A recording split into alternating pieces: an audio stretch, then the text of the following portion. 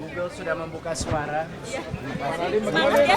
Google sudah membuka suara dan nanti akan terbukti juga mengenai yang 809 miliar yang tidak sama sekali diterima saya. Dan itu adalah kekeliruan investigasi. Semuanya akan terbuka, satu persatu fakta akan terbuka. Terima kasih untuk dukungannya. Terima kasih Bapak Ibu. Terima kasih.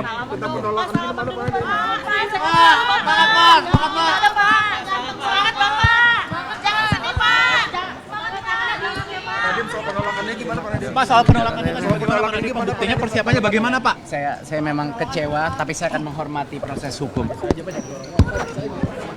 Oke, makasih Pak Nadiem. Hati-hati jalan. Pak Nadiem.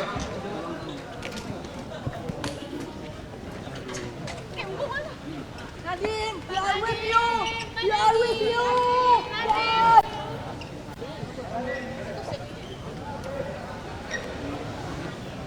Nah itu, dosa.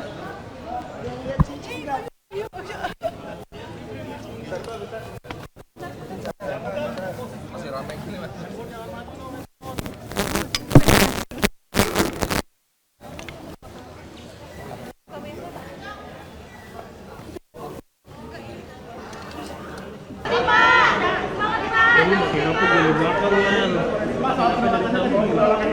Persiapannya bagaimana, Pak? Soal penolakan gimana Pak? Oke, makasih Pak Nadiem. Sehat-sehat Pak Nadiem. Tolong.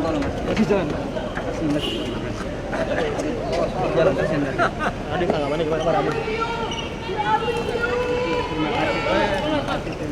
Pak Nadiem. Pak Nadiem, semangat Pak Nadiem. Tanggapannya gimana, Pak Nadiem? Mohon doa aja. Ayo, Pak. Pak. Yuk, mari. Semangat, Bang. Semangat, Bro. Ya. Ya. Asik, Pak.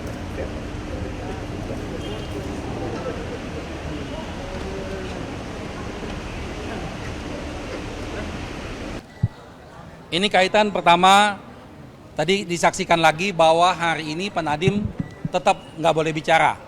Dibawa cepat-cepat ke bawah dengan tidak jelas alasannya apa. Ini banyak alasan-alasan yang juga kita tidak jelas. Misalnya tadi audit BPKP takut sekali diberikan kepada kita. Itu juga ada apa? Ada apa dengan audit BPKP tersebut? Tapi nggak apa-apa, kita jalanin aja. Pak Nadiem membuat pesan tertulis yang ingin saya bacakan. Assalamualaikum warahmatullahi wabarakatuh. Izinkan saya menulis surat ini untuk dibacakan penasihat hukum saya. Walaupun saya sedih dengan penolakan eksepsi hari ini, saya akan selalu menghormati proses hukum. Terima kasih saya kepada masyarakat yang memberikan saya kesempatan untuk didengar. Saya sangat bersyukur melihat dukungan publik dan keluarga saya. Alhamdulillah, Google sudah membuka suara. Ini kawan-kawan sudah ketahui, Google sudah banyak statementnya dan menjelaskan secara terang benderang bahwa tidak ada konflik kepentingan dengan Nadiem. Karena mayoritas investasi Google ke Gojek sudah masuk sebelum Nadiem menjadi menteri. Google pun mengkonfirmasi bahwa mereka bukan vendor dalam pengadaan. Mereka hanya penyedia software. Google menyebut Chromebook adalah laptop nomor 1 di dunia untuk pendidikan dan bisa digunakan tanpa internet. Ya, ini Chromebook bisa digunakan tanpa internet. Semoga ini menjawab berbagai narasi sesat yang tersebar selama berbulan-bulan. Saya juga sudah meminta Goto untuk membuka suara mengenai tuduhan bahwa saya menerima keuntungan 809M. Dokumentasi Goto lengkap dan akan membuktikan bahwa saya tidak menerima sepeser pun dana atau keuntungan. Bahkan dana itu kembali seutuhnya ke PT Akap. Itu ada catatannya. Dan catatan itu nggak bisa direkayasa karena tertulis dengan jelas. Dan tidak ada hubungannya dengan Google maupun kementerian.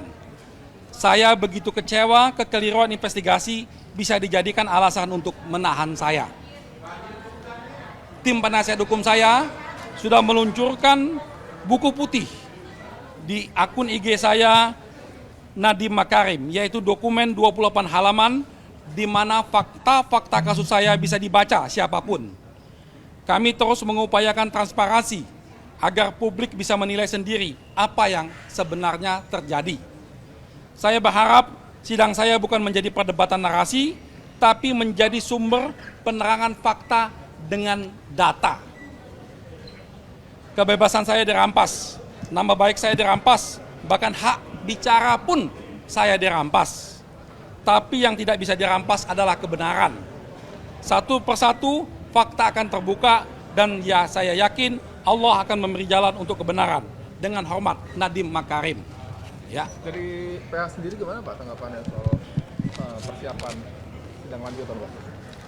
Ya, kaitan dengan kita sudah memasuki tahap pembuktian ke depan, tadi sudah dijelaskan oleh Majelis Hakim, tadi ditanyakan oleh Pak Dodi, bahwa Senin sebelum sidang pembuktian, audit BPKP itu harus sudah kami terima.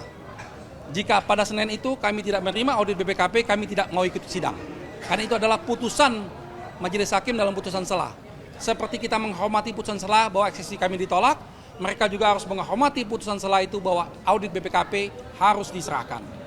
Pak Google sudah bicara Pak, apakah akan ada niat untuk menjadikan saksi Pak? Ini nanti kita lihat perkembangannya. Tentunya ini penting sekali ya, karena Google adalah pihak yang selalu disebut-sebut memberikan keuntungan pada Nadiem, dan Google sudah menyampaikan statementnya secara resmi, itu menerangkan bahwa memang tidak ada niat jahatnya Nadiem dengan Google tersebut. Dan yang paling penting adalah, tadi disampaikan dalam persidangan, audit BPKP ini penting untuk diserahkan kepada terdakwa. Ini jangan jadi presiden, nggak boleh itu. Jadi ketika orang dituduh merugikan keuangan negara, audit BPK atau audit BPKP harus diserahkan. Bagaimana seseorang akan membela dirinya kalau dia tidak jelas apa yang dilakukan? Jadi ini akan jadi presiden kalau ini tadi tidak kita lawan, ya. Silakan. Ya, jadi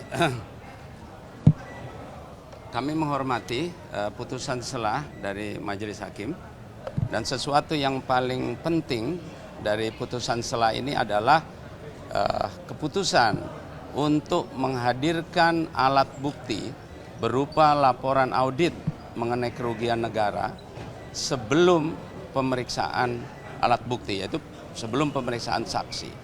Kenapa ini menjadi penting? Karena sebelum-sebelumnya perhitungan kerugian negara ini tidak pernah bisa diuji, ya, karena diberikan pada saat tahap akhir persidangan. Nah, oleh karena itu ini merupakan babak baru dari putusan selah, di mana majelis yang mulia, Majelis Hakim, berani memerintahkan jaksa penuntut umum untuk menyerahkan alat bukti audit kerugian negara sebelum pemeriksaan alat bukti. Nah, dengan demikian proses persidangan akan dapat dilaksanakan secara fair karena semua yang tertulis di dalam laporan perhitungan kerugian negara dapat diuji dari sejak awal. Nah, oleh karena itu ini bisa membuktikan apakah perhitungan yang disebutkan ada kerugian negara 1,5 triliun dan 600 miliar tersebut memang didasarkan kepada alat-alat bukti yang sah yang ada. Nah, begitu juga tadi sudah disebutkan bahwa Google sudah mengkonfirm, sudah mengklarifikasi mengenai penyebutan peran-peran Google di dalam dakwaan jaksa. Oleh karena itu ini menjadi suatu kewajiban hukum dan menjadi pertanyaan apabila Google tidak diperiksa untuk dimintai konfirmasinya. Oleh karena itu berita-berita juga yang terus keluar seperti dari Bloomberg yang mempertanyakan mengenai proses hukum ini seharusnya akan bisa dijawab di dalam proses persidangan berikutnya untuk memeriksa apakah dakwaan yang disampaikan terhadap Nadiem Makarim ini ya memang bisa dibuktikan oleh jaksa. Terima kasih. Ya, kaitan dengan tadi putusan selah ya, putusan selah tadi, kami menghargai putusan. Apapun putusan itu harus kita hargai, tapi harus kita evaluasi juga. Jadi kami mengajukan eksepsi itu tidak hanya bicara tentang prosedural memang. Karena kenapa? Karena kita seringkali bersidang menghabis-habiskan waktu dan menghabis-habiskan anggaran. Sidang ini habis waktu, membayar biaya hakim, biaya jaksa, biaya pengacara, dan yang lain-lainnya. Tapi ujung-ujungnya sidang ini tidak mempunyai makna apa-apa. Itulah yang sebetulnya esensi dalam eksepsi kami. Kami ingin menggugah keberaniannya hakim supaya menghentikan pola-pola sidang yang tidak bermanfaat ini. Ya, karena kita melihat betul dari awal dakwaan ini lemah dan keliru. Itulah yang kita jelaskan. Nah, tetapi hakim rupanya masih berpikir secara prosedural. Oke, kita hormati. Semoga ke depannya keberanian hakim akan jauh lebih meningkat. Supaya kenapa? Supaya kita bisa mendapatkan keadilan dan supaya ada efisiensi anggaran untuk persidangan ini. Tujuannya itu. Makasih. Terima kasih.